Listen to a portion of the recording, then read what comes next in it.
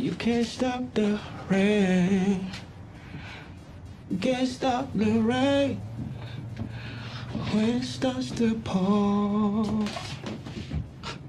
When it rains, it pours. And this is Darius Cooks' former assistant who spills the tea on his dinner party AirBnB scam operation. You can't make this shit up, bro. The buffoonery remains at an all-time high. I'm like, he looks like he needs some help. So I reached out to him with a proposal that, hey, I can be an assistant for you because I got, like, at the time, over 15 years of administrative assistance experience. And at first he was like, nah, I'm good. I do everything myself. I'm like, okay, cool. And then he circles back sometime later and was like, hey, actually, I do want to interview you, but I'm going to do it on Periscope. And at the time, that was another social media platform in front of his thousands of followers. I'm like, okay, that's extra, but fine, whatever. So I get the job, I do the things, and I'll say this. He definitely has a strong, I was going to say work ethic, but I don't think I want to use the word ethics in this. He has a hustle, but then he also hustles people.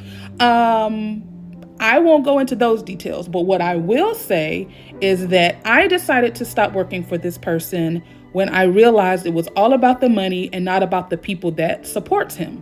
There were several instances of this, but the one that broke my heart was when this lady who is in a wheelchair bought tickets to this dining event that he does, and she bought it like months in advance. She was writing me to go, hey, I'm in a wheelchair. Is there any way he can put up a ramp so that I can get into the house? I've emailed him several times. I've called him. He's not responded. Can you reach out to him? And I reach out for that reason. And his response was basically like, well, what do you want me to do? You're a fucking business. And this person has paid like 4 times over, because I think she bought like 4 tickets to come support you, and you won't put up a piece of board so she can bring her wheelchair up? Why, Dada? Why? This is business. This is my sweat. I know, but I did business. Shut up! Shut up! This is business. Hey! That's an ADA concern, but okay. So it was at that moment that I decided I can no longer work for a person who does this to people, let alone someone in a wheelchair. But the thing that really pissed me off was this $10,000 Airbnb fine that he racked up under my good name, like for part 2. So as I alluded to in part 1, I incurred a $10,000 Airbnb fine as a result from working for this social media chef. This was all his fault, by the way. I didn't do anything except book the places that he used to do his dining event. So we used Airbnb for that.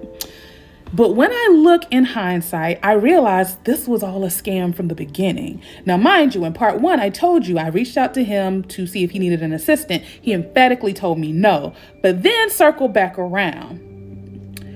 What I recall is, like, my first week working for him, he was like, oh, I'm having trouble getting into my Airbnb. I don't know what's going on. So if you could do me a favor and just sign up for an account, and then I'll have you be the person to reach out and secure the venues or the houses for my dining events. Now, if you have Airbnb, you know it's not as simple as just signing up with your email address and go. No, you have to provide your driver's license, links to your social media.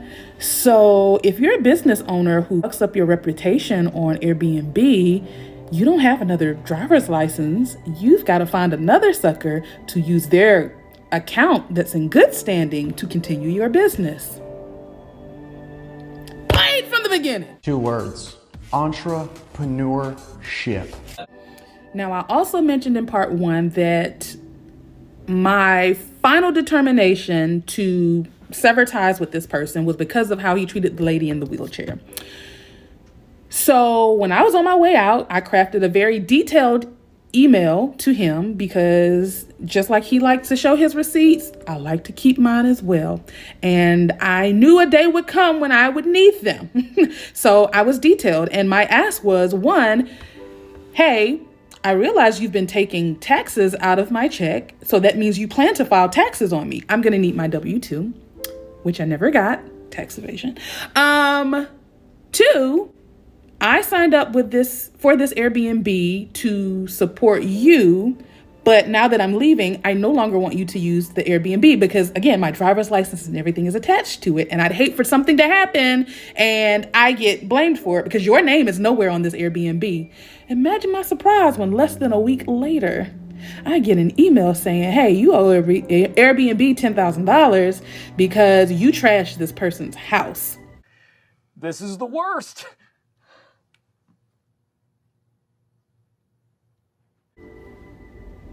And when I told this chef person about this, it was like, well, does she have pictures of what I did? Because otherwise, if she can't prove it, then this is under my name. $10,000. This ain't no chump change. Part 3 is going to have to come. Okay, I'm going to try to wrap this up. So recap. Sent him an email that I was resigning. I explicitly said, hey, I realize that you've been taking taxes out of my check. So I'm either going to want a W-2 or I want you to refund the money that you've taken for taxes and then let me file a 1099. Again, I received none of that. So there was that. There was the don't use my Airbnb account. And then the week after I quit, I get the fine for $10,000. He acted like he didn't care and basically was on some no face, no case. Like if this person can't prove that I damaged her home, then I'm not paying it. So since that was the attitude we were taking, I went into Airbnb. I changed the passwords, which is key because if all of your events for the next several months are under my Airbnb and I lock you out of it, you ain't getting access to these Airbnbs. So imagine that as soon as that happens, somebody calls you frantically like, I can't get into the Airbnb account. The password has apparently been changed. I'm like, yes, because I told you not to use my account and you did it anyway. Well, I told you I needed more time to find an assistant and I can't just do this overnight. So I'm going to ask you nicely to change the password back because this is my credit card that's associated with this Airbnb account. I'm like, again, when I left, I told you the conditions of me leaving and you ignored them and you've racked up $10,000. So we need to resolve this. If you want to know why I go hard, now you see. Some of y'all say he go too hard. It ain't that bad. Oh, yes, it is. Long story short, I basically just ended up reaching out to the homeowner to let her know that, hey, I no longer work for this person. I was not there at the time of this event. I can't say what happened either way, but you need to direct your money request to this person. Here is his information. I reached out to Airbnb and did the same. Now, unfortunately, Airbnb is like, well, it's against our rules for people to reserve on other people's behalf. And that was part of the reason why I was banned from Airbnb. But I also closed my account because I'm like, y'all not getting no money out of me, because I also had my credit card on there for my personal Airbnb usage, not because of the business. So that's where we stand. We did not end on good terms. I know this person still checks for me because before all of this shit hit the fan, before the restaurants got closed and everything like that, I could see that they were peeping my LinkedIn. And because I know this person can be messy and I know they like to dox people, just remember, I worked for you. So as much information as you have on me, I have on you. So let's keep it cute. You're going down to the big house. That right. Period. You did it. Now you gotta go to jail. Damn near estates. So that already ups the ante on the value of the things within the home. The lady whose house it was, she did, file a complaint with Airbnb. She did write a review, and basically what she claims is that, one, he told her he would have a cleanup crew come after the event to clean up everything. He did not. Two, he left either her refrigerator or freezer ajar, which either messed up something inside the refrigerator and had food spoil or something like that. And then he also messed up her range. So again, This ain't your GE 4 stovetop. These are like chef type, industrial type kitchens and things of that nature. So this is how you rack up 10K in charges. And so I'm sure she was going to have those things repaired. She was going to have somebody to come out and clean. There were some other things that she listed. And just so people don't think I'm clout chasing and I'm making this shit up, again, I keeps receipts. This was the initial request. As you can see, there's 10K from Jeannie. This is the beginning of her review, and this is the rest of it.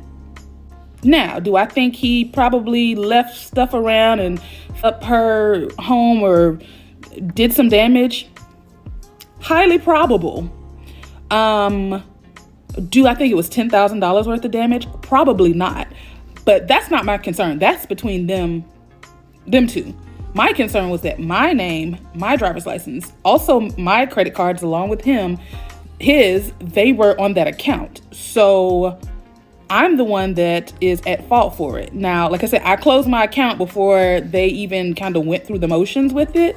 But that, along with the fact that I was booking for him, which was against their rules, are the reasons why I'm banned. And that's how we got to 10K of charges.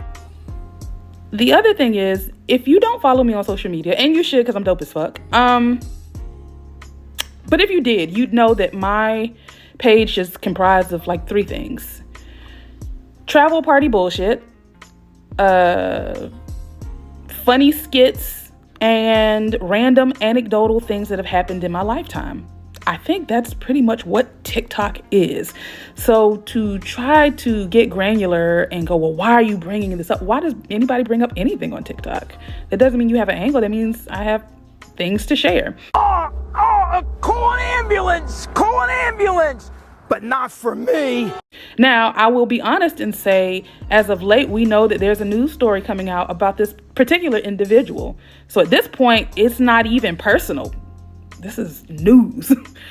And people who know me, who know that I have an affiliation or had an affiliation to this person, constantly are tagging and inboxing and, oh, did you see what he did this time? Did you see what he did? Oh, he dragging this person. I just decided, all right, let me just put my opinions out there and be one and done. This is my experience, and I'm going to say it, and then that's going to be it. So I'm not going for blood. I've not reached out to any authorities or any news, anything, although I should have.